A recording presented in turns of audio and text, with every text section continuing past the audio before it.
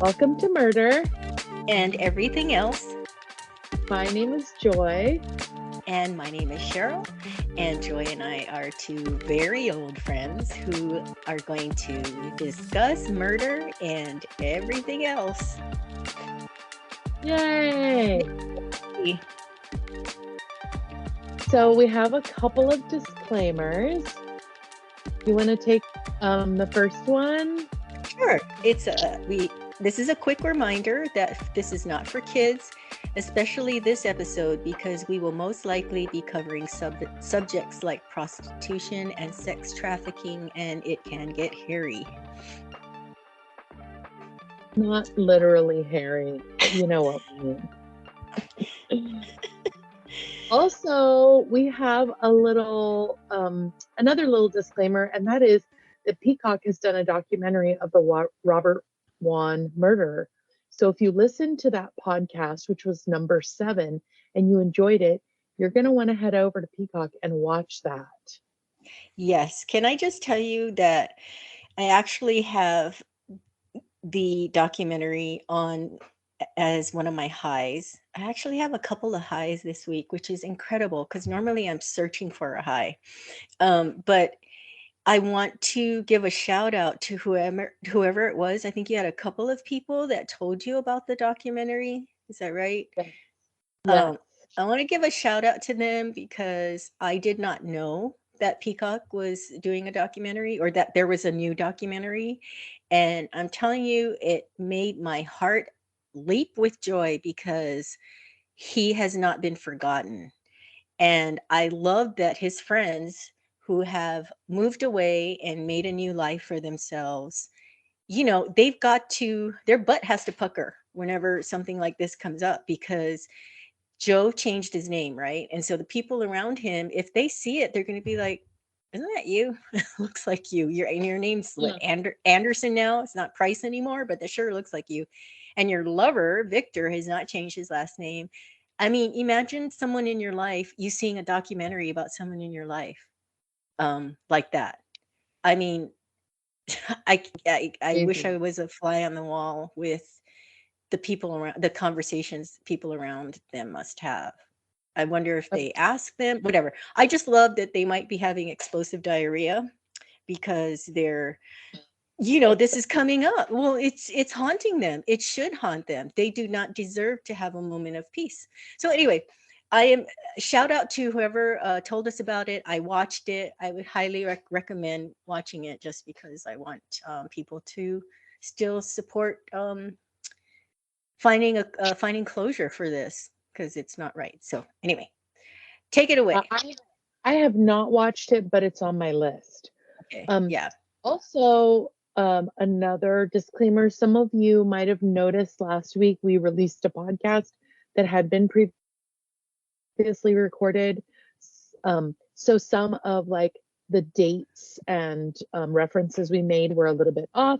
It's okay. We're two busy ladies with busy schedules. Sometimes we're going to be throwing in something that we recorded maybe several weeks or months previously. And then finally, we've added an ad to our podcast.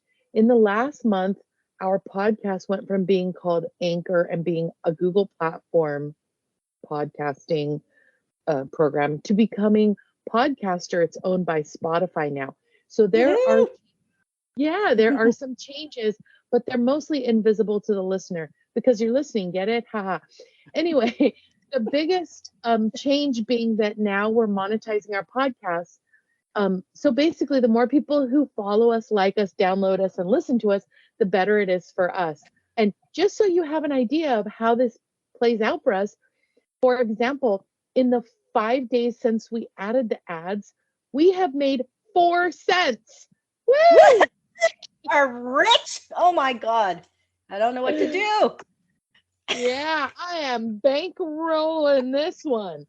Anyhow. No, but it is so exciting, you guys. It is so exciting that Spotify has acquired Anchor. That is just very exciting for us because we have more tools to use, more technical tools at our fingertips. So yeah, that's right. And then we do have a couple of shout outs before we head into our highs and lows. One is to Francoise in sunny California, who went to our local library and rented Little Miss Sunshine and Harold and Maude. Cannot wait to hear what you think of Oh, Harold and Maude. oh my God, Joy, that made my day when you told me that she did that. That just warmed my heart. And yes, I am dying to hear what she has to say, even though she might, get the heebie-jeebies from Harold and Martin Maud like you did. I still want to know what she thought, and it still just brings me so much joy that she went out and brings me so much joy uh, that she went out and rented that. I think that's so awesome. And a shout out to MBG. You know who you are. She wrote us a detailed email on the Rust podcast. Oh my God.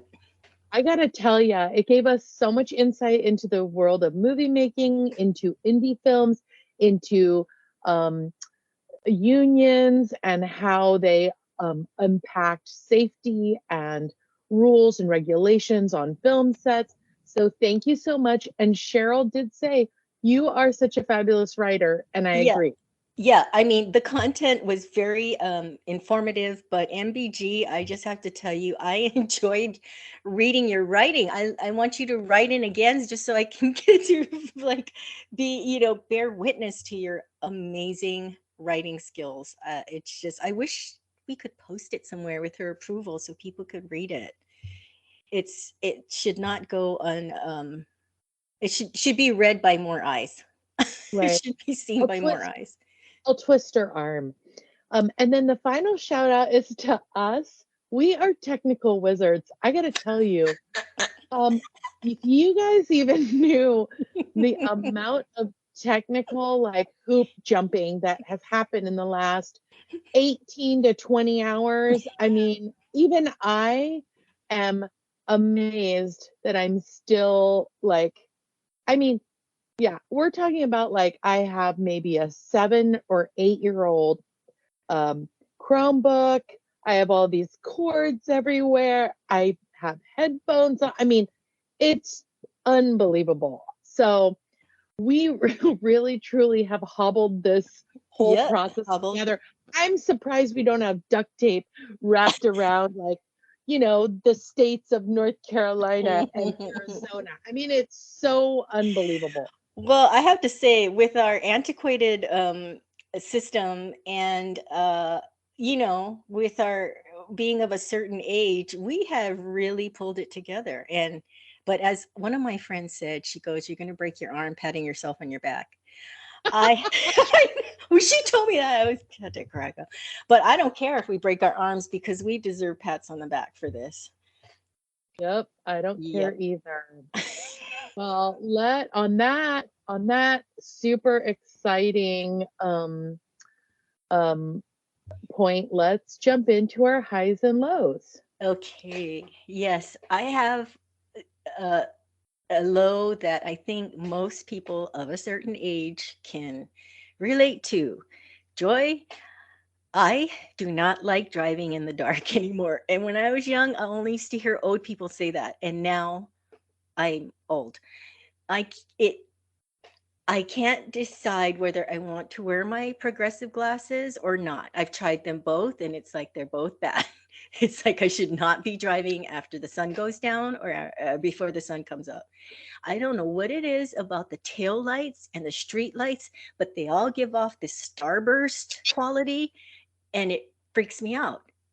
So I'm going to have Yeah. to discuss this with my optometrist. I always get those two mixed up, but they both have to do with the eyes. Um, and then I had shared this with you, but I want to share it with our listeners that when I went to my first day of training on this new job, uh, I had to drive like, I don't know, it was 38 miles away or something. I got on the freeway at 6 in the morning and people were, there's, ironically, I wanted some traffic so that we weren't going so fast because there was no traffic. And so people were like whizzing by me and I'm looking at these lights and I just started to panic and have like a real weird anxiety attack where my foot felt weird because I wanted to stop in the middle of the freeway and like get my bearings. But I didn't want to pull off because I just wanted to keep going and get it over with. It was awful. So I'm sure there's people out there that can relate. I'm sure there's people that like don't like driving at night, get a little bit panicky, but it kind of sucks because we still have to get around, So Right. yeah, oof. That was my low.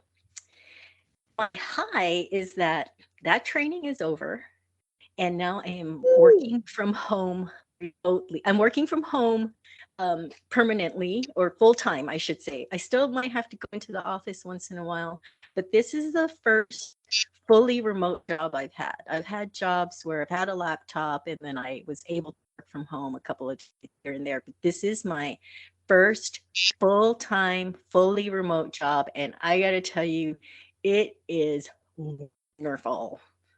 Having to put makeup on and get dressed and then get in the car and make sure I'm leaving enough time. Although I'll tell you that I came a couple of minutes late, which was ironic because when I was 38 miles away, I was 40 minutes early for 3 weeks, every day for 3 weeks. And then the first time I'm working from home, a couple minutes late because you just kind of get relaxed, and you're like, I can walk to the office real quick. And so that was just funny, but it is amazing. I get to hang out with the dogs. Yeah, it is. So I don't think I will ever get a job not working from home. So that is my high. And what's your high and low? That's awesome. Yeah. Congrats on being able to you. work from home. Thank That you. is, and also you get to do it in your jammies. How nice Oh is yeah. that? Yep. Uh, I let's mean, see. Go ahead. well, I was gonna say, I was telling my manager, I said, one of the other ladies told her when we were on at our last day of training in person, she goes, my hair is never going to look like this again. You'll never see my hair looking like this again because she had it curled and all of that. And I told my manager, I was like, it's funny how, we women feel the need to put makeup on. You know what I mean? Because like I'm not putting makeup on at home. And I told her, why do we feel the need to do it when we're going to go and meet in person? Because we're still sometimes having Zoom meetings. But so we have like a weekly team meeting and my hair was pulled back, makeup. So it's kind of like a pressure we put on ourselves, I think, because why do I have to Yeah. put it going in? Anyway, go ahead. Sometimes I will put makeup on because I'm going to do something and then I won't go and do it and I'll stay home and I'll actually like go to the bathroom or I'll catch like sight of myself in the mirror and I'll stop and go, "Ooh, I look nice today." And then I realize I'm like, well, I'm not going anywhere. Like, Nobody's why gonna do I look see. so? Yeah, no one's gonna see it. I look so fancy. It's like a wasted makeup job.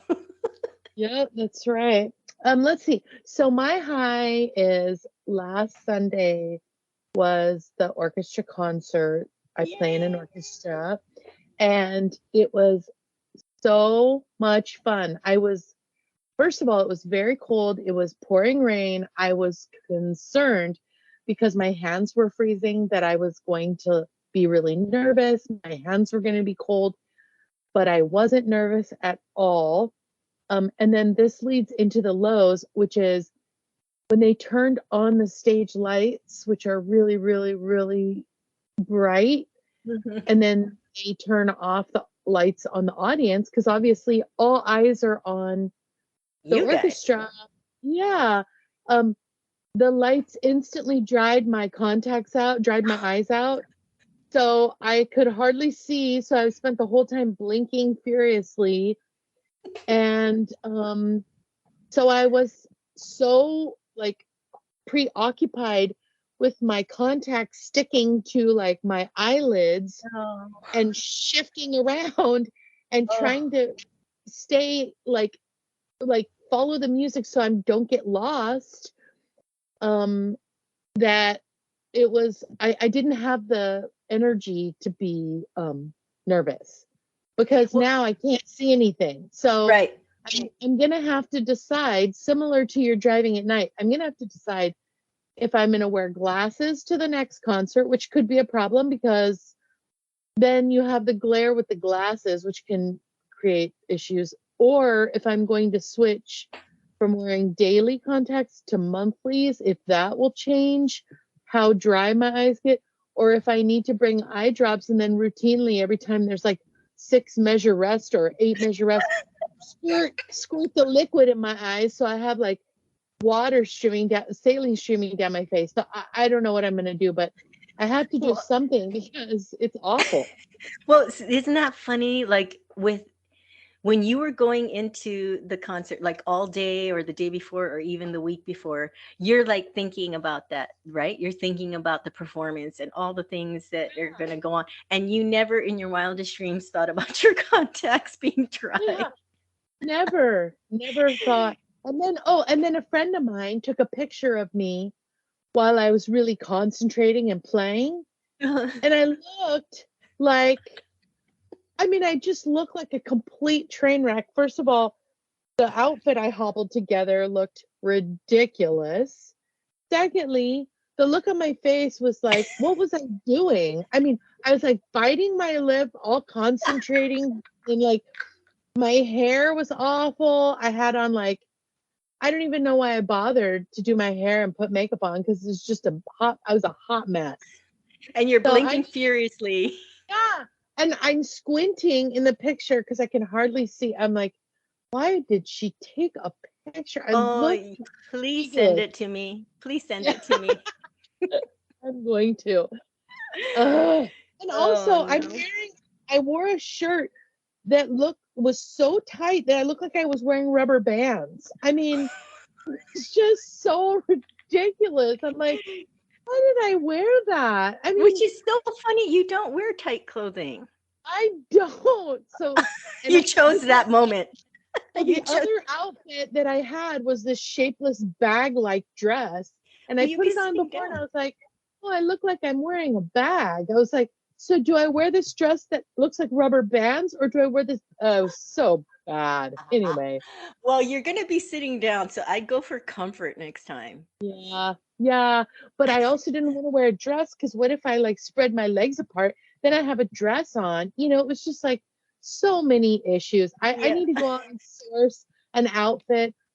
Oh, I also found these pleather leggings, and I was like, what are those? But then I was like, what happens if I sit down and then the pleather leggings roll off of me? I was like, nah, I'm not gonna wear. I was like, and then what is a 50-something-year-old woman doing wearing pleather leggings on the stage? It's just so many problems, so many variables. And again, and after all of that, it was your contacts that took you down. That's right. The lights, first of all, the lights felt like heaters. That was the other thing. So I was going to ask you, because you've been on many stages and you've had many performances, what are those lights and what's happening? Well, the audience has to see you. It is a visual medium. And there has to be lighting. They have to light the stage for cinematic effect or whatever you call it, and spotlights and all that jazz. And yeah, it's funny because I think about it now. You just get used to it. So damn hot up there. Well, that's unless somebody invents, lights that are not hot. They're hot. They're hot. Oh my God. I felt like I was under a heat lamp, like I was in a sauna. And the only thing that could have made that photograph worse would be like sweat running down down my hair and my neck. I was like, it was unbelievably hot. I'm always cold. Always. You need to send that photo to me, and maybe you need to use it as your profile picture online. Right. Oh my God. I love it. Okay, wait, was that your high or low? I can't. Yeah, it was kind of like all rolled into one. Oh gosh. That's too funny. Well, this week we are taking another turn, and we are not going to be talking about murder. Although after hearing what we're talking about, you may feel like murdering someone. We're gonna actually talk about two cults and two shows that were recently on. One was on Hulu and one was on HBO Max. And we're going to specifically be talking about, well, I'm going to be talking about the Sarah Lawrence cult, which was on Hulu. It was called Stolen Youth, and the Nexium documentary that was on HBO Max, the Cool. Nexium cult. Mm-hmm. Okay. So unless you have anything else you want to talk about, I'm just going to dive right on in. No, well, I do have to mention this because it's kind of cultish, but I watched Servant. I got to watch the final season on Apple, which is $6.99 now instead of $4.99. That didn't make me happy, but people have to watch the show. It's so damn good. But it was kind of cultish, but I highly recommend it. Okay, take it away. I I haven't seen it or You have heard to of see it. it. I know. This is the thing. I want to find another Servant fan because it is so good. The cinematography, the actors, the story, it's so good.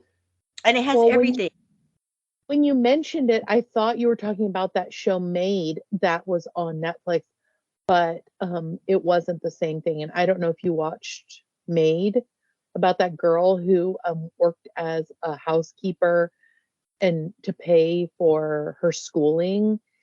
Um, she was like leaving a domestic abuse situation. She had a Oh, small child, and she was worked as a maid. yeah, is this is a movie, right? I I saw think it was a series. Okay, I saw it. It was good. I really I can't think of her now, but I love that actress. No, I did not. something Qualley. She is um, Andy McDowell's daughter. Oh, interesting. Well, there you go. Yeah. Nepo baby. Okay. Oh Well, no, I we think she's good. You don't like her? Okay.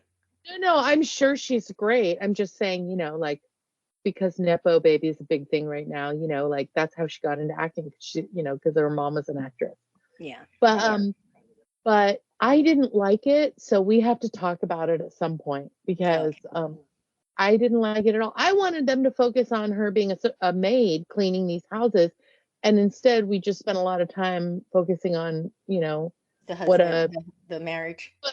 yeah, and what a train wreck this 21-year-old, was like, partying and whatever, and like, just making really bad choices. But anyway, that's a Yeah. whole different conversation. Yeah. Okay. All right. So I just a little bit of background for those of you that don't know.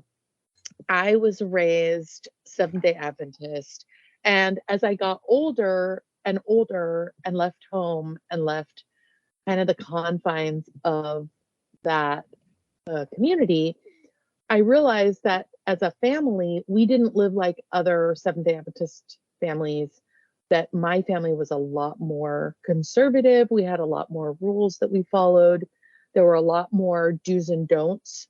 Um, so I started to question the way that I had been raised and um, kind of look at why other families were a lot more relaxed and why my family wasn't.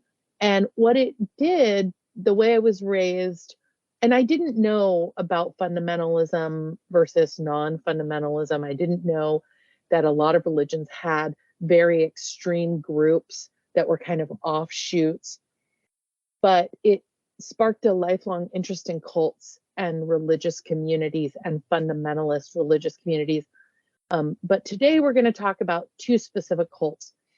Um, I have to say, just kind of as a disclaimer, that one of the most famous TV families that are fundamentalist Christians and kind of border on cultish behaviors and beliefs is that show 1921 and Counting that was on, I believe, TLC. And it's about the Duggar family. Oh. There are 19 children in the family. And some of the kids that are now grown feel like their upbringing was great and normal for them, but others see it as wrong and abusive and controlling and authoritarian. So the kids have gone very similar to how I feel like, in that direction. And and So also, I just want to say that even siblings that have been through the exact same upbringing and circumstances and situations will see things very differently. I have 3 siblings that grew up in the same home. 3 of us see our upbringing as being very extreme, and one of us sees it very differently. So Interesting. even siblings can have, and also some siblings can, um, you know, um, still even stay in the religion that they're raised in and feel like that's great. So, Hmm. so anyway, um the Sarah Lawrence cult was showcased in the docuseries Stolen Youth on Hulu, and the Nexium cult was showcased in the docuseries on HBO Max, The Vow. And they're both really well done and worth the time invested in watching them if you want to. um, Sarah Lawrence cult, Stolen Youth, is only, I think, 3 episodes, so it's fairly short. But the HBO Max docuseries actually had 2 seasons and is a bigger investment of time. And then there, if you like that type of show, head over to Netflix and watch Wild Wild Country, which is also really well done and is about the Rashnishis in Oregon in the 1980s. Anybody who grew up during that time will remember that was the cult. The leader was from India, and they always wore red or orange. They didn't wear other colors, so that kind of made them stand out. Um, Is what that is a is that about the guy, the leader that when they were doing yoga, he was doing all kinds of weird things to them? Or am I thinking of something else? No, that was the Bikram. That was the Oh Bikram. gosh, there's so many. I'm getting Yeah, them the all Bikram confused. yoga guy. Okay. So what is a cult? A cult is a system of religious veneration and devotion directed towards a particular figure or object.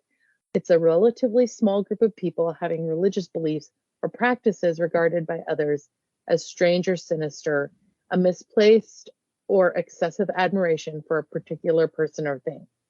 The thing to remember about cults is they always center around a charismatic and energetic leader. This figure usually is someone who has struggled financially, struggled socially, has had failed relationships or marriage. Usually they were bullied in school because they were different. They maybe didn't get very good grades. Maybe they were fat. Maybe they were, their family was different. In the Nexium cult, the leader Keith Raniere had failed businesses that prompted him to start Nexium. He had been doing really well. He had a company that was growing. It was like a multi-level marketing company. He had ads on cable TV, but what happened was, I think it was like a vitamin company. They were selling supplements, but because he was not a businessman, the money that was being made, they were basically laundering money. And so when it fell apart, people started not getting their product. And then it turns out the product was not being manufactured, fast enough because the money was being taken out and used for other things. So he ended up doing really well for a time. Then the company bottomed out and he lost everything. And this kind of is what happens when the person begins this disenfranchisement with the system. Instead of having feelings of failure or things didn't work out, they spin the things that happen, the bad things that happen, to be the system's failure, the police's fault, the legal system's fault, the government's fault, the government's involvement. It's never the leader or the owner's fault. Hmm. So for whatever reason, they're able to shift the blame to everyone else. It's an accountant's fault. It is, they never accept responsibility for any of the blame. When you watch these shows, you will be struck with how unassuming and plain these men are, how unattractive by society standards, short, bald, heavyset, um, not attractive. They do not stand out physically in any way with the way they look or how they present themselves. Keith Raniere had long, shaggy hair. He had a lot of facial hair. He was short in stature. He was kind of stocky build, kind of, this Larry guy who was the Sarah Lawrence guy. He was bald. He was short, heavy set, not attractive in any way, kind of a dad bod, middle-aged, both of them. So you wouldn't No offense to dad bods. No offense to dad bods. right. You would not look at them and think, how did they get all of these young, attractive women to be head over heels in love with them? Yeah, that's crazy. It's very crazy. You're going to tell us why, how that happens. That's right. So, one of the big questions is, what makes one cult grow and work for their leader as opposed to another? Because I feel like this kind of business failure, social failure, personal failure can happen to a lot of different people. But what makes one person turn it into a cultish following and get people to follow us as opposed to someone else? And the thing that I kept coming back to is it's their willingness and patience to play a long game. It has a lot to do with the patience of the leader. Are they willing to put the time in to see this blossom into something? So many of these leaders are middle-aged white men. They're disillusioned by the system. They don't want to put in a full work day. They don't want to work a full-time job. They don't want to play the rat race game. They don't want to commute. They don't want to get a regular paycheck for a job that's done. Because they failed at business and relationship and marriage and in school. And because they put the blame on everyone else, it allows them a loophole where they feel like a lot of times they can't get a normal job because maybe the system won't let them. They'll say, well, you've been fired from this, or you lost your business, or so they're also a lot of times too old to start over and have a family. They're too old to parent. They maybe were successful in a relationship when they were young, but they didn't maybe date around or experiment. So by no fault of their own, according to them, because they place blame on everyone else, family, school, work, et cetera, it pushes them kind of back into this corner where they feel like, well, I'm just going to take as long as it takes doing what I'm doing until people come around. And so they play this long game. In the NXIVM case, the guy, Keith Raniere, he didn't care how long it took. He didn't care that it took 8 to 10 years to foster trust with these women and to have all these women fall in love with him and support him. Which, I mean, as crazy as it sounds, when you watch the documentary, you can see all this love and adoration in these women's faces. It's just unreal.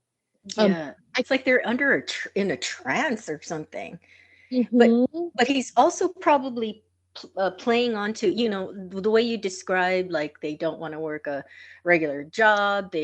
You don't, whatever. It sounded like me, except not being short, white, and a man and bald. But the rest of it, I could totally relate to. So he probably, played on a lot of people, the common feeling out there by people not wanting to, work a regular job and do all of that, So anyway, that's probably, he probably played on that. So in both of these cults, neither of these men centered around religion, but rather they centered their belief system and what they were selling around self-improvement and self-actualization. So people signed up to work with them because they wanted to become the best versions of themselves and therein be successful in life, in love, in business. In the case of the NXIVM cult, many of the high-level founders and followers had very moral intentions initially and were truly interested in helping people. So they also surrounded themselves with people who were believed and credible and who gave legitimacy to their operation. Mm-hmm.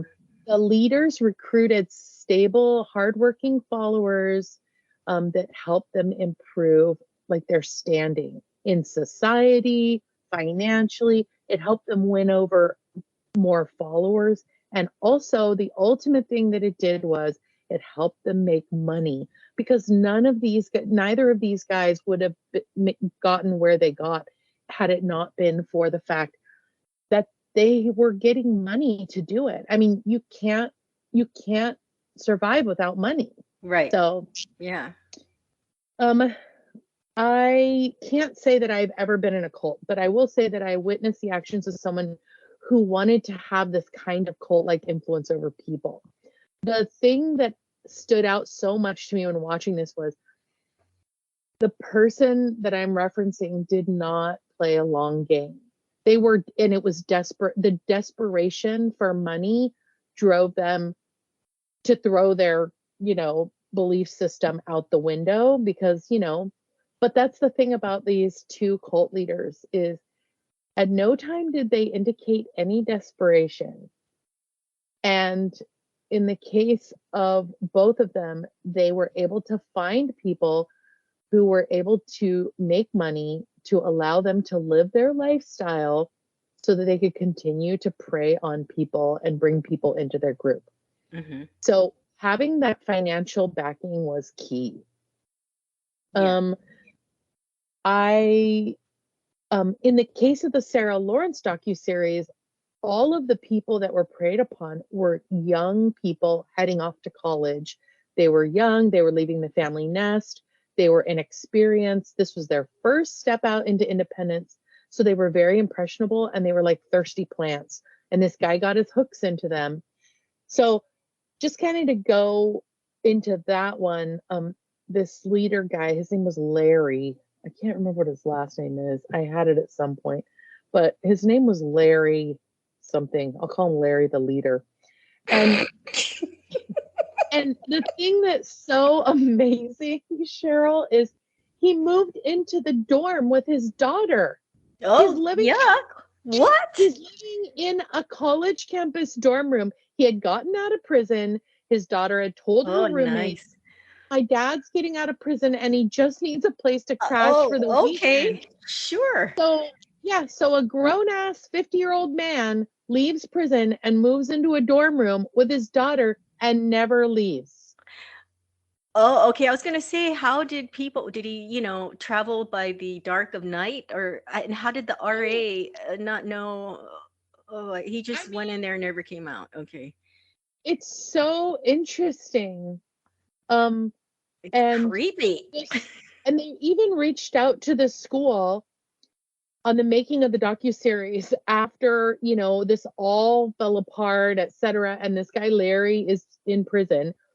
And this is their statement, quote, while after thorough investigation, the college uncovered no reports or complaints from 2010 that Ray was living or sleeping in his daughter's campus residence, the subsequent accounts of former students indicate that he was, end quote. That's all they said. I mean, Wow. it's crazy because he was living in there and then so it's this group of students starting with his daughter. His daughter was dating a guy, and I have to say this docuseries is so great. What they did was they used kind of, when you rent an apartment or a house, they show you the floor plan. Mm-hmm. So it's like, bedroom here, bathroom here, living room here. Well, they showed the floor plan of this dorm suite or whatever, or apartment or whatever. And they put the names in as he starts to gain influence. It's so cool. And then as people start to leave the cult, then they scratch the name out. So it kind of gives you a sense of how many people you have living in a tiny place and then also at one point, because at one point, I think they moved to New York City and they were living in another person's apartment. And it was like so many people in a one bedroom apartment. Are you kidding me? Wait a minute. So The people that were starting to join his cult were living in his daughter's dorm room? Yeah, they all ended up like basically crashing in this dorm room um How did not were until they in that college? well, his daughter was in the college and the daughter's boyfriend was in the college, and then he brought his sisters in, and one of his sisters was in the college, and then there was like a best friend, and then they were, and And then no one pretty noticed that all these people were living in that tiny dorm. living, eating, I mean, it's That's just so weird. bizarre. Okay, wait, Just one more question before you go move on. So Larry the leader, what was he in prison for before when he got out? What did he? so before Larry the leader had been in prison for, I believe it was racketeering, money laundering, fraud, and like identity theft, and you know, I Okay. mean, all of the things that would raise a red flag. He also, when he got out of prison, he he would tell these kids, they'd stay up all night, because they're in college, and he would tell them stories about how he was hanging out with like, Secret Service agents and FBI agents, and how he was friends with Rudy Giuliani, and he was friends with, very big name, very politically prominent people. And these kids are young and they have no Questionable. reason to doubt or discredit. And he's saying things like, I took the fall for the big guy. And every time, like perfect example, Alan Weisselberg, who was one of Donald Trump's attorneys, I believe is right now serving a 5-year prison sentence, or a 5-month prison, 5 months, 5-month prison sentence for, a myriad of crimes that he took the fall for. It's Hmm. called white collar crime when Hmm. your attorney serves 5 months. Remember, Martha Stewart was in celebrity prison Hmm. because of tax problems, and she was taking, I don't know, like prison blankets and making them into centerpieces. I mean, and And when then she she got became out, bestie. Then she became besties with Snoop. yeah, and then when she got out, she was more popular than when she went in. Yeah, I know. It's I because mean, she's hanging with Snoop Dogg.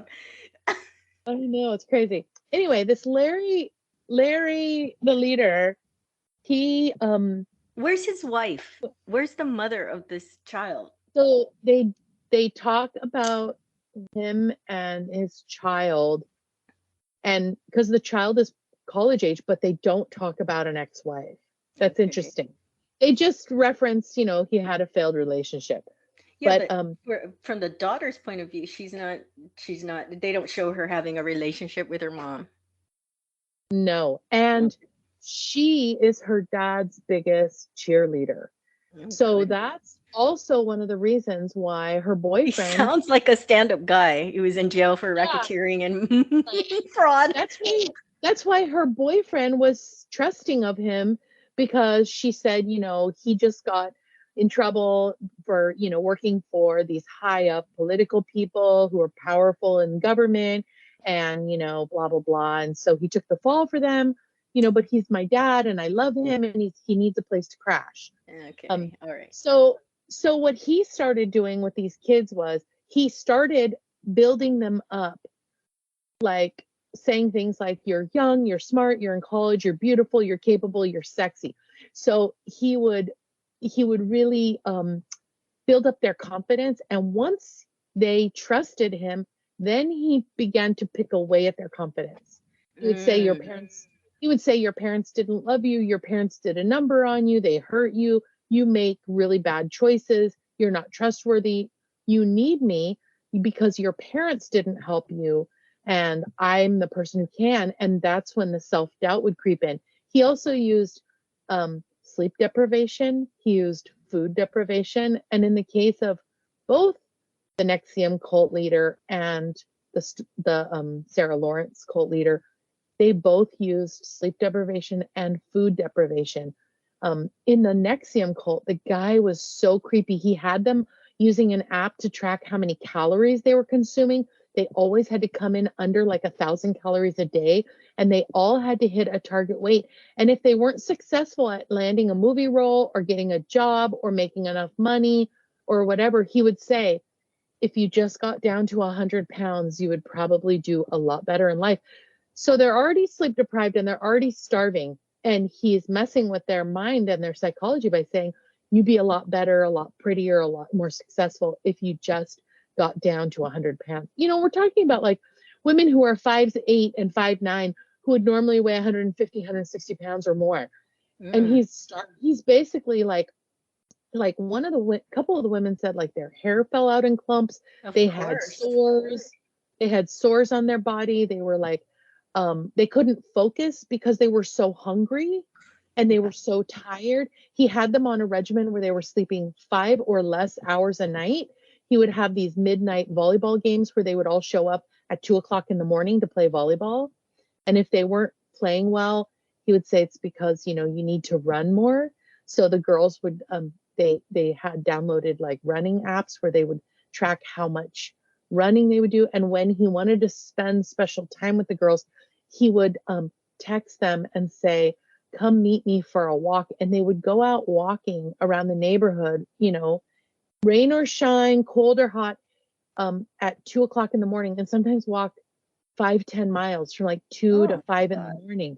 Oh yeah, stay up all night. And then you're sleep deprived, you're hungry, you're already shaky because you're like, and then you start to make a series of very like irresponsible choices. Poor choices, yeah. Yeah, exactly. In the case of the Sarah Lawrence cult, the leader Larry convinced these two siblings, the boyfriend of his daughter and the boyfriend brought his sister in, and then they eventually brought another sister in. He convinced them that their parents abused them, harmed them in many ways, and were to blame for everything they'd failed at in life. And they were actually able to extort over $500,000 from the parents because the kids would call the parents and say, can you send me some money? I need $10,000 by Wednesday for X, Y, and Z. And the parents, and this is the saddest part, the parents were immigrants from like El Salvador or Dominican Republic. They were like, they didn't speak English fluently. They worked, you know, jobs that were backbreaking jobs. They were asking their friends and extended family for money because they wanted their kids to live the American dream and they wanted their kids to get these degrees from Sarah Lawrence. Their oldest daughter she had graduated from medical school. She was accepted to do this medical residency in psychiatry. And she basically quit her psychiatry residency. She flew across the country. She moved in with this Larry guy. And I think the saddest thing was at the end, she has not been able to go back to medicine. She's working, I think, as a management consultant. I mean, she has this amazing degree, but he broke her mentally and psychologically. And she even said the fact that I was going to be a psychiatrist and psychologically I was taken in by this man. Like the irony is so, I mean, shocking. And the parents didn't ever question? I mean, that's a lot of money. It's not saying, hey, you know, I need 1,000, I need 10,000. And They did. They questioned it. But remember, by the time he started demanding money, they were already convinced that people were out to get them, that Larry was helping them, that he was their salvation. You know, he was manipulative, he was controlling, he was lying, he was a cheater, he was a narcissist. So they're already under, you know, kind of his control. wow. Yeah, and this was in both of these cults, this was the situation. I mean, this in the Nexium cult, he the leader, Keith Raniere, he was preying on underage girls. One of the girls who was, so they didn't, some of the women had their voices, the voice modulator thing where they change their voices and their faces are blurred out because they didn't feel comfortable even after so many years with the guy who's now sitting in prison, because there are still people out there who believe these people. That's the thing that's so shocking. Yeah. Both Keith Raniere and Larry, the leader, they still have people out there who believe them. And Larry, the leader, had set up websites where girls were like basically escorting themselves to make money, to give him money. And so they incredible.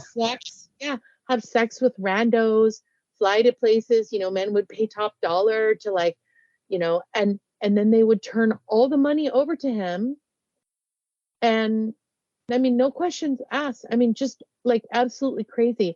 In the Keith Raniere situation, he was actively, I believe, having sex with over 20 women at the same time, telling them all that he loved them, telling most of them that he wanted to have families with them. And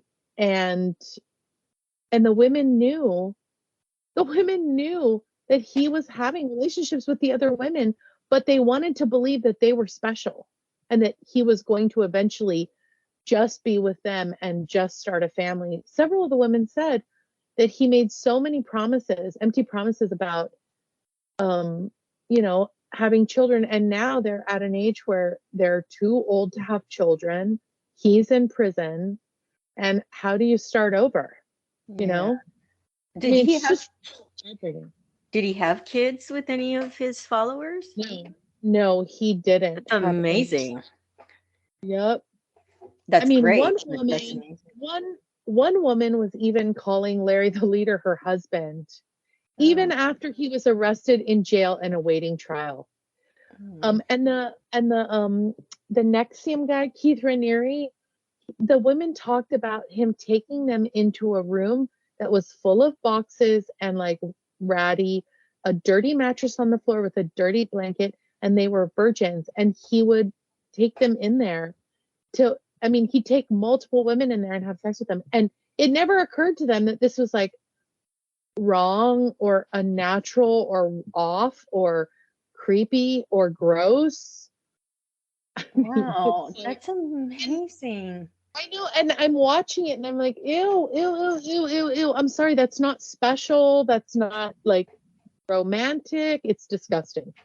I wonder if a lot of these followers, like the really, the young girls, they probably didn't have romantic relationships, right? Because he would know that that's gross and creepy.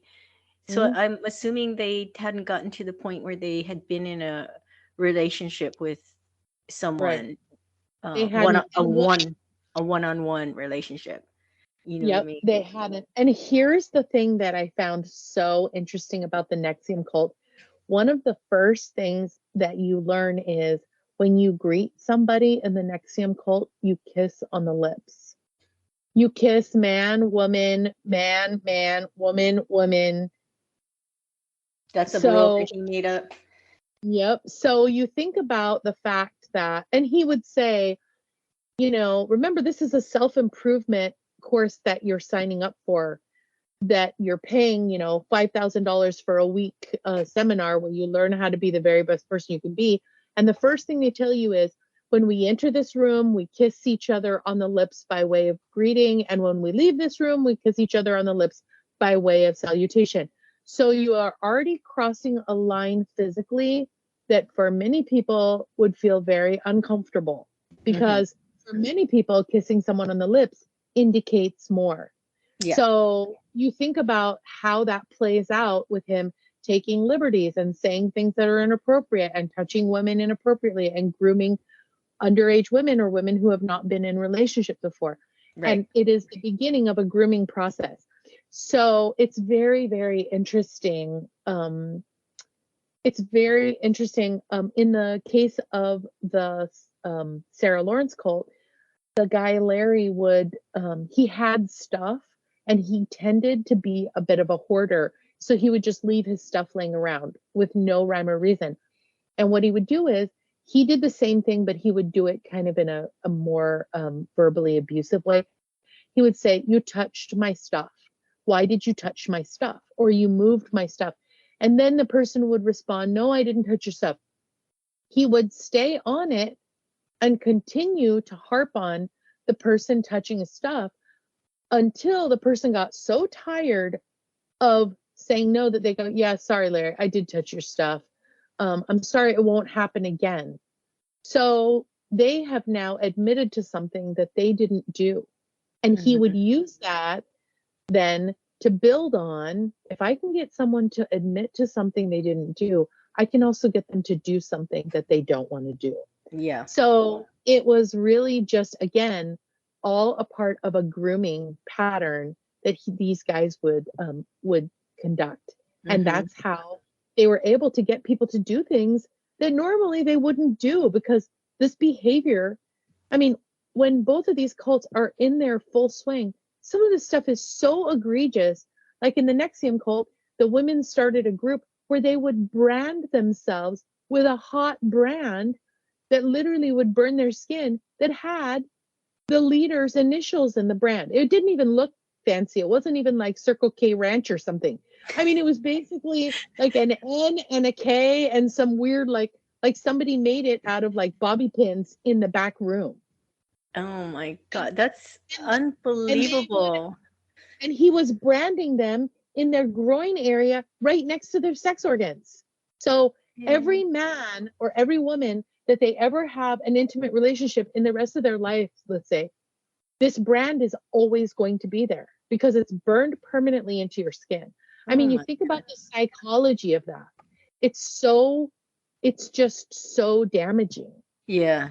It's amazing that these people were searching for something, so they were so lost. I mean, that's the only way I can say it, to say it, that something like greeting someone you don't know, whether it's the opposite sex or the same, and kissing them on the lip, like, inside it's like, hmm, I don't know about this. But then once you do something like that, your boundaries just start to melt Mhm. away, right? Because Yep. you've had you had your own thoughts about it, your own feelings about it, your boundaries, and then you let yourself do something like that, and then yeah, then he just chips away at their boundaries. Yep. It's crazy. One of the high profile women in the Nexium cult, her name was Allison Mack. She was in the superhero series Smallville, and she also was in some other pretty big acting roles. She's serving time now because she aggressively went out and recruited women to be, basically looked for young women to traffic into this group. Oh, she's the what's the The madam. Jeffrey Epstein, Yeah, what's her yeah. name? She's Ghislaine. Ghislaine Maxwell. Yeah. Hmm.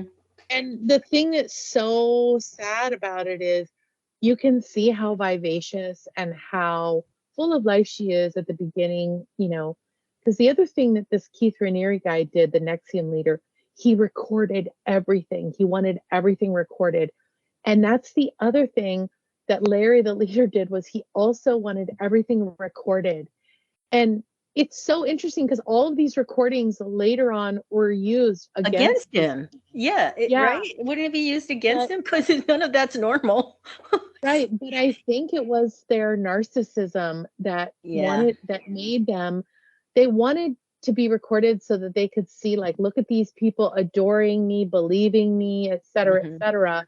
And also I think they thought in some way it would exonerate them if things went bad. But actually what happened was a lot of it was used against them. Of course. Um, But they're so, yeah, like you said, they're narcissists. So they think that, first of all, they think they're not going to get caught, right? So right. and they think that they're above, like, they probably don't hear what a normal person would hear in that recording, right? Because all these people are kind of brainwashed. So yeah, I Yep. could. So the criminal cases for both of these center around sex trafficking, prostitution, coercion, larceny, money laundering, tax evasion, and a myriad of crimes that are like that, those types of crimes.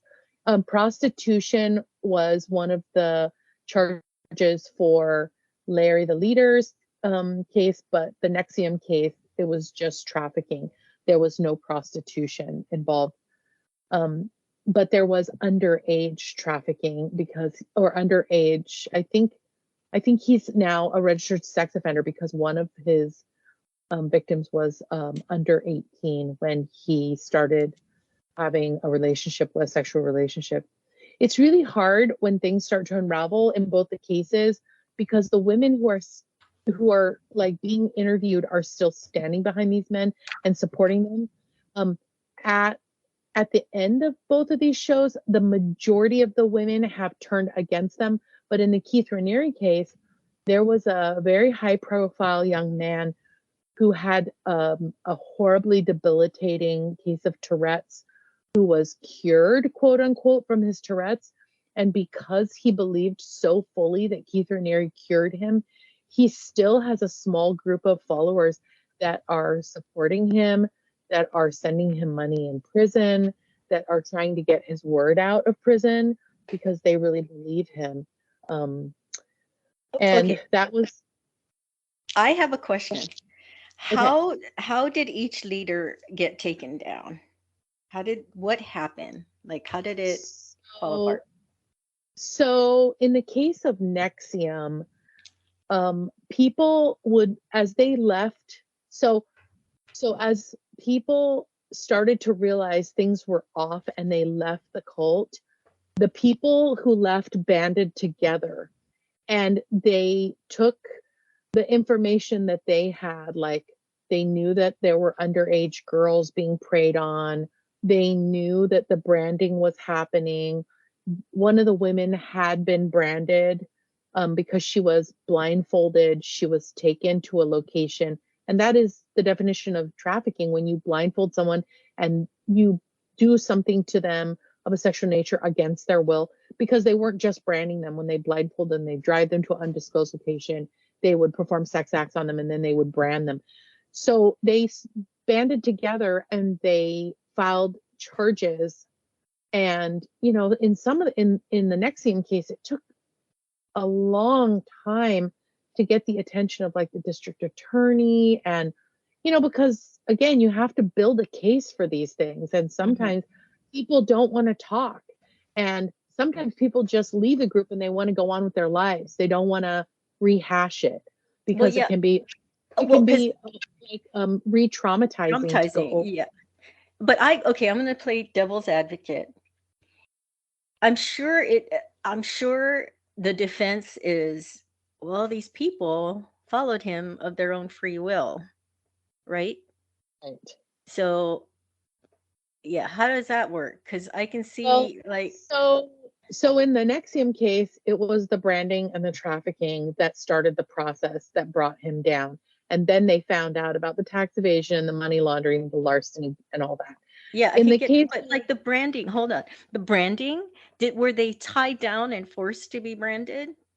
they were tied down and they were blindfolded and they Okay, sorry. were branded against their will. Yeah. Okay, all right. In the case of the Sarah Lawrence cult, um, it was the fact that it was the prostitution that brought him down, that he had set up websites um, for these girls that were basically prostitutes, and he was taking all the money. Because again, if you follow the money trail, so like if you see, a middle-aged man who has no job, who's living in an apartment, and is basically a hoarder, and has a history of criminal behavior. He had served time before, and he's got a bunch of money. It's like, where's his money coming from? He didn't have a job. Hmm. So a lot of things, if you follow the money, you'll find, and that's I think that's basically what brought Larry the leader down was the prostitution. Because again, I believe in the state that they were operating in, the prostitution was not legal.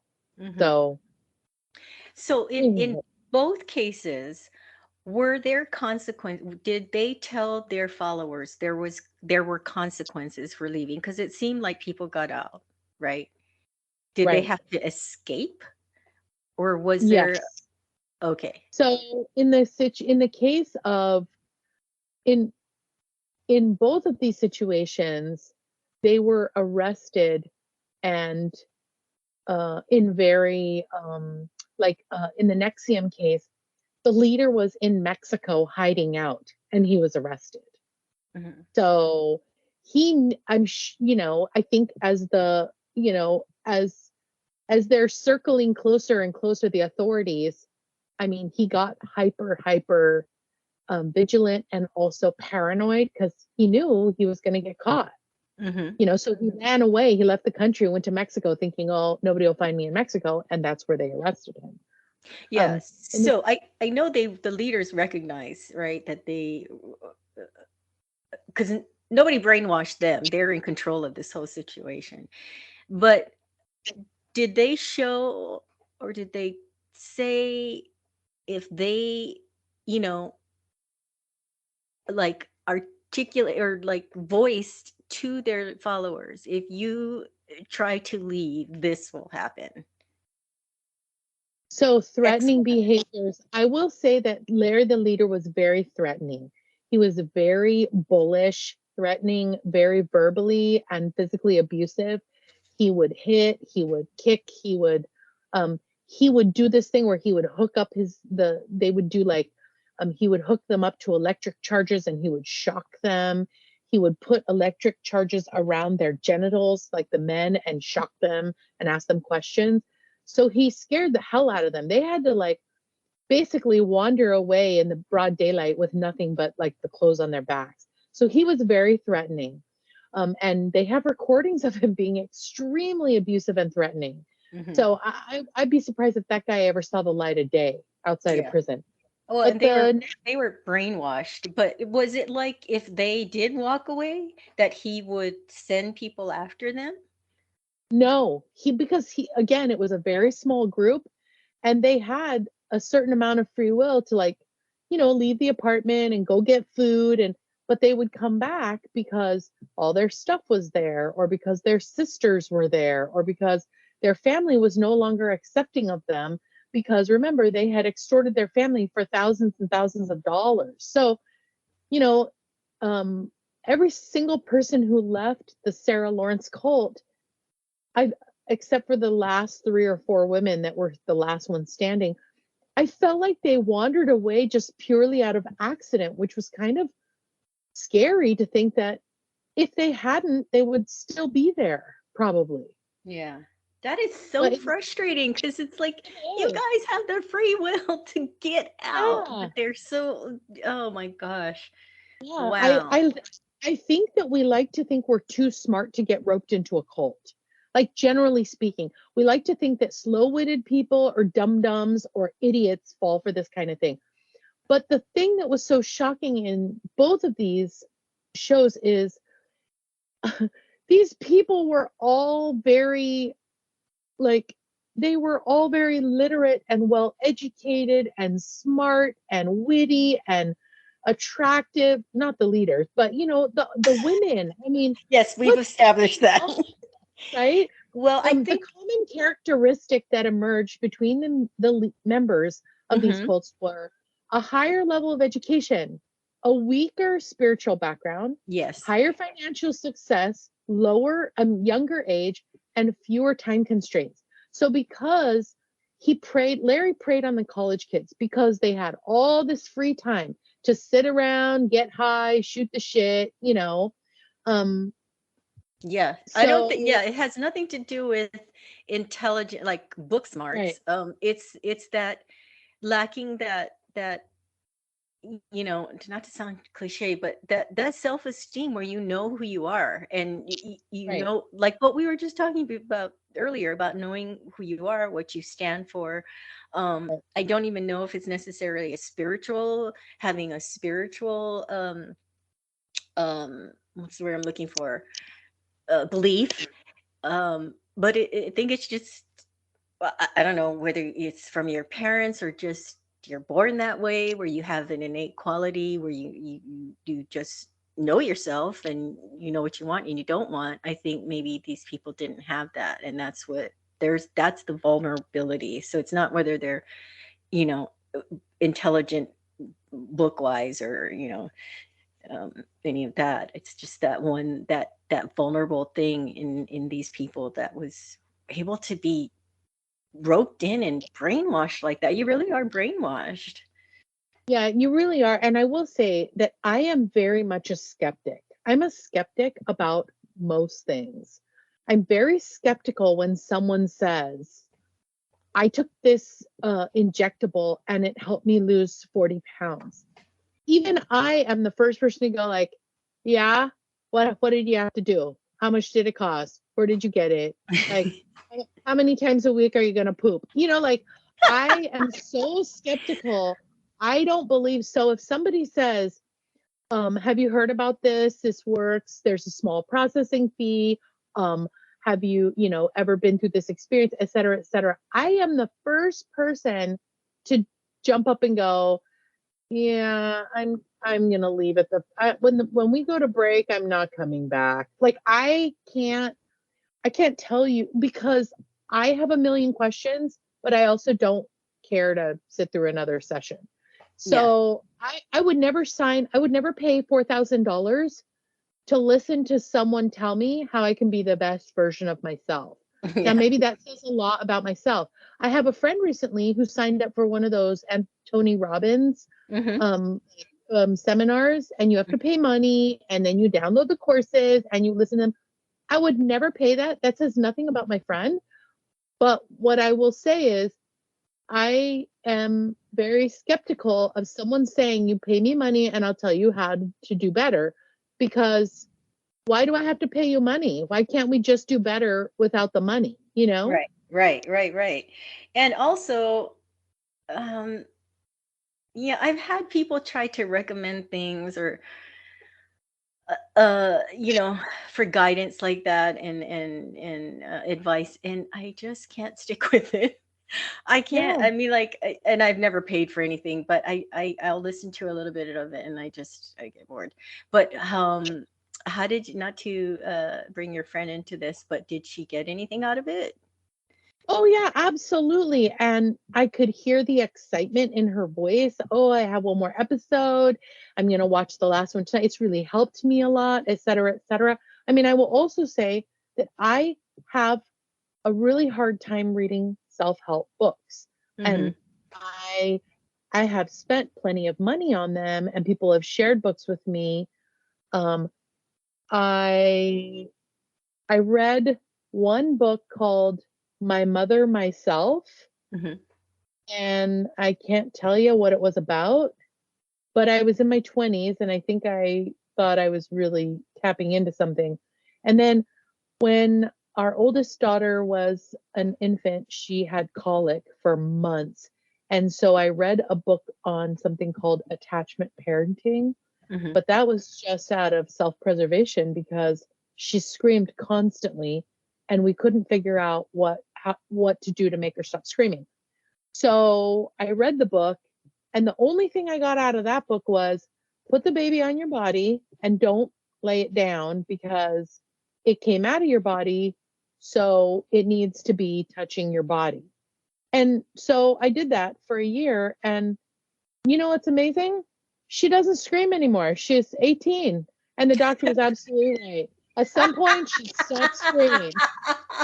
The doctor was also right. At some point, she starts sleeping through the night, and guess what? She sleeps for hours. Sometimes I have to wake her up at noon.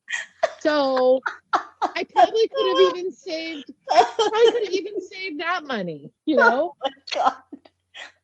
But yeah, Oh I mean, man. I You I know, can all of us are say. All of us are searching for the magic, the magic wand, the magic solution that's going to make everything better. Anyway, as a reminder, I'm not going to go any more into detail on these, but they're both really, really well done.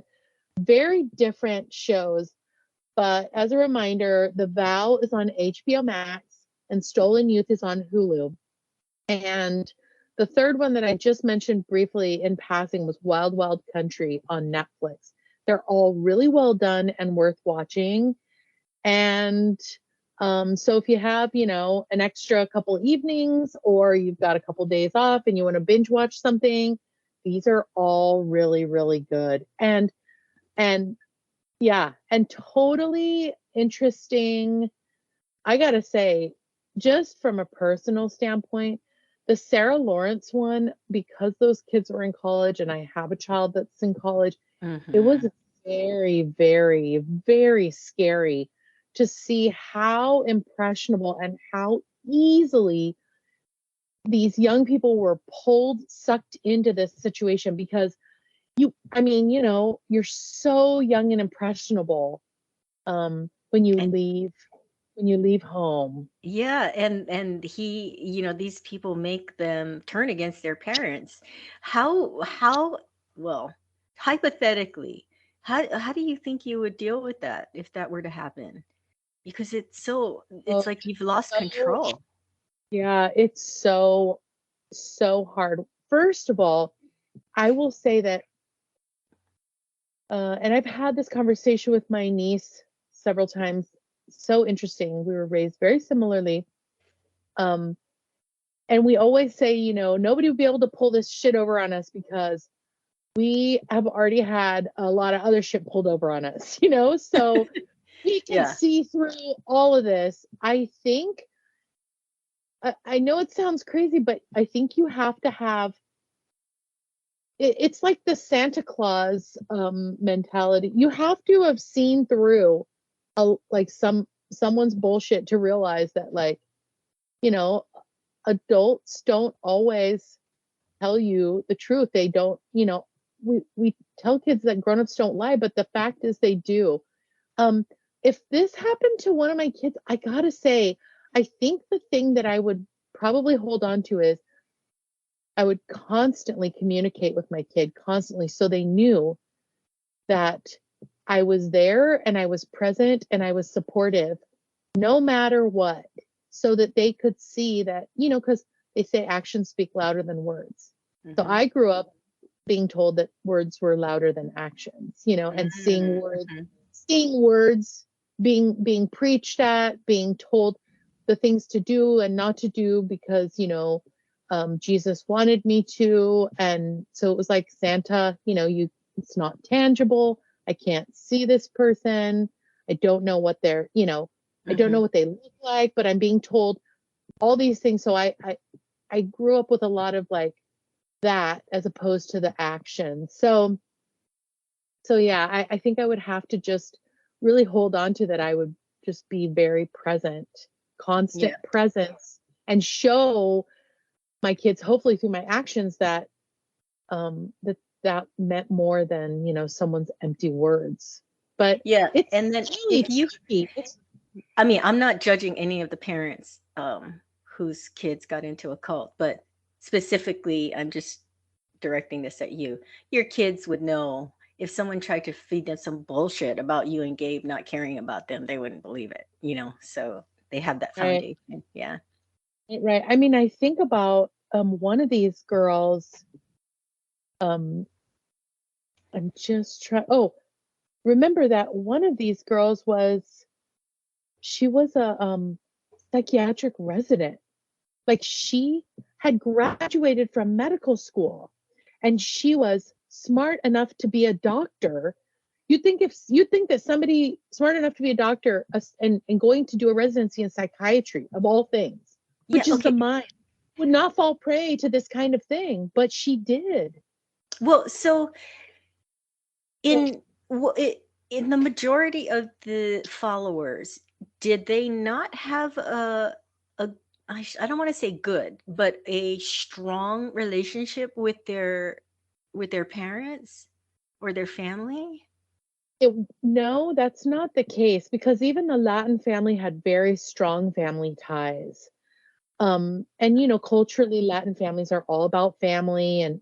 But what I will say is this: I think the fact that they had a different experience, their parents had the immigrant experience, did not speak English fluently, had come to this country and struggled.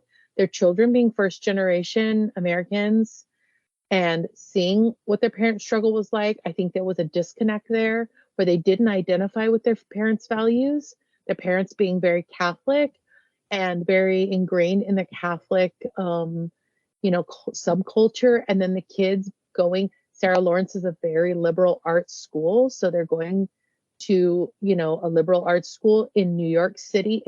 Or in New York State. I believe it's I want to say it's in a borough of New York City. So it's in a city setting. Mm-hmm. And I think that, you know, I think that he used those things to prey on these kids and to brainwash them. But I think it made the kids more susceptible too, because, somebody's constantly validating, yeah, your parents don't understand you. You kids are American. They're from another country. They don't even speak the same language. And I think the thing that really stood out was the guilt that those children are processing now after this is all, come of course. travel of what they did to their parents and trying to rebuild that relationship because the trust has to be rebuilt. They extorted hundreds of thousands of dollars from their parents. That's just crazy. Yeah. Also, that's the other thing is I don't have hundreds of thousands of dollars. I know. So that's what my daughter called me from college and said, I'm going to need $50,000 so I can register for next semester because Larry, who's living in my dorm room, told me to. I'd be like, time out. I'd be over at her dorm in 20 minutes. Beating the door down. With the back of my car open saying, move your shit into the car. We're moving out of school. I mean, I don't get it. Yeah, it's like I said, I do not want to criticize any of the parents. I feel really, really bad for them. But I don't, I just don't know. Like you said, if your daughter suddenly requested something outrageous, you'd be at her door going, what the fuck is going on? Right. But I guess these leaders also take their time. It's not like day one, they're like, your parents don't like you. You know what I mean? They build up to, first it's the kissing on the lips of strangers, and then it builds up, right? And in both of these cults, the timeline that we're looking at from the start to the ending where they're arrested or put in jail, we're talking about a ballpark of 10 to 12 years. That is a long game. You are playing a really long game when you're, I'm sorry, but the desperation of feeding my family, making some money, paying my electrical bill, I don't got 10 years to sit around and wonder, I wonder if anyone's going to come to my meeting tonight where we're going to kiss on the lips when you come in the room. No, I'm sorry. I need to pay my light bill. I need to go to work. I know. It's so it's so well. This is what I was going to say in the beginning when you were talking about how it builds. First it was a friend with the daughter or the boyfriend, and then the boyfriend's sister.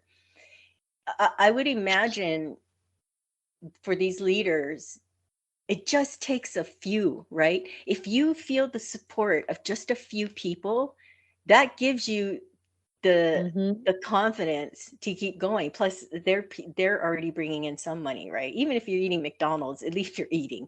Because I was going to say, you probably feel you're not alone doing this, right? As soon as you get a couple of followers, that already gives you like the confidence into this new thing that you're doing. So yeah, I can see how they're fine with it being a long game because you already. That's right. Strength in numbers. Yeah. So, wow. Well, that's basically going to wrap up our podcast for today. Yeah, thank you. That was interesting. Sad, but interesting. Yeah, very, very, very interesting and very sad because of, I love that they called the Hulu one Stolen Youth because remember they were 18 to 21 when this Mhm. started. 10 years later, you're now in your In your 30s. It 30s. really is stolen youth because it was stolen from right underneath them and they were active participants in that. Yeah. So yeah. So definitely check out those documentaries if you guys have time. And I think we're going to be back next week with murder. Yay! Murder! Oh my God.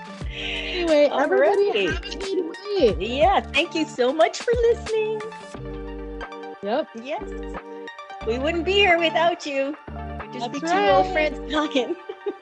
That's right. Okay, Okay. we'll talk to you next time. Okay, bye.